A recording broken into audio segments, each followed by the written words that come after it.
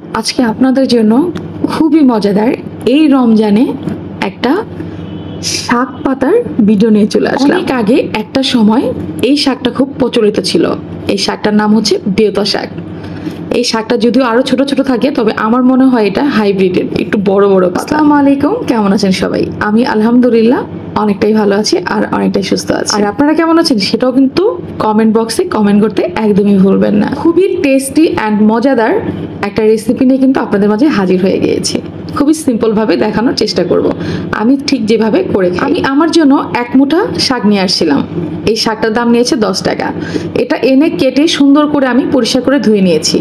নিয়ে একদম খুব সিম্পল হয়তো শুধু জাস্ট প্রথমে এখানে আমি আমার শাকের পরিমাণ অনুযায়ী তেল নিয়ে নিয়েছি। এর মধ্যে দিয়ে দিয়েছি পেঁয়াজ প্রথমে, এরপরে দিয়েছি রসুন, কাঁচামরিচ, এরপর দিয়েছি একটা শুকনা মরিচ ভেঙে দিয়ে একটু হালকা ভেজে নিয়েছি। তারপর কিন্তু শাকগুলা দিয়ে দিয়েছি, শাকের মধ্যে লবণ দিয়েছি।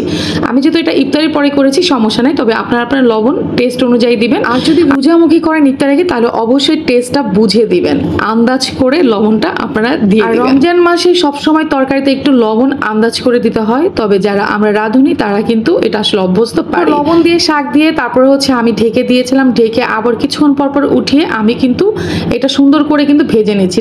জাস্ট এটাই, আর কিছু না। আপনার কাজটা হচ্ছে লবণ দিয়ে আর ঢেকে দেওয়া পর্যন্ত, ঢেকে দেওয়ার পরে তারপর কিছুক্ষণ পর পর 2-4 মিনিট পর পর এসে আপনি খুলে খুলে জাস্ট দেখবেন আর একটু এই পাশ ওপাশ করে দেবেন। হতে হতে আপনাদের আমি একটু আমার অ্যাকোরিয়ামের মাছটা দেখিয়ে দিই, কারণ অনেকেই আমাকে কমেন্ট করেন আমার ভিডিওতে, যেমন তৌহিদ ভাই নামে একজন আছে, খুব বলেন আমার মাছ দেখতে চান। এই মাছটা আমি অনেক দিন আগে কিনেছি, এর সঙ্গে আরো 3টা মাছ কিনেছিলাম, সেই মাছগুলো মরে গেছে।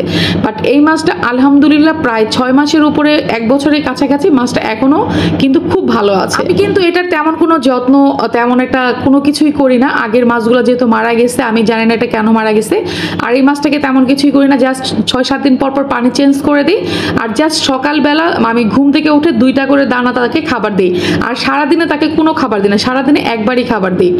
আর আমি কোথাও গেলে 6-7 দিন সে না খেয়ে থাকে, কোনো প্রবলেম হয় না। তো যাই হোক, আমার মাছটা কিন্তু আলহামদুলিল্লাহ খুব ভালো আছে। দোয়া করবেন ও যেন আরো অনেক দীর্ঘজীবী হয়, অনেক আয়ু থাকে, অনেক দিন যেন বাঁচে। আমার কাছে মাছটা খুব আপন আপন লাগে। আমি ওকে খাবার দিতে গেলে ও মনে হয় যে মানুষের মতো বুঝি সবকিছু।